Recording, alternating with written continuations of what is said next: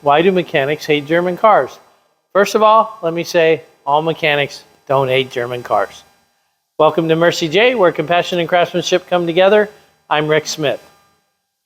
So I think one of the reasons some mechanics get frustrated with European vehicles in general is that because they tend to be a little unique as opposed to the Asian and domestic vehicles tend to have very similar repair procedures.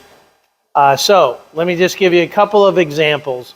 One is European vehicles tend to use a lot of different fasteners. So it requires a few different more tools to be able to take bolts and things like that loose.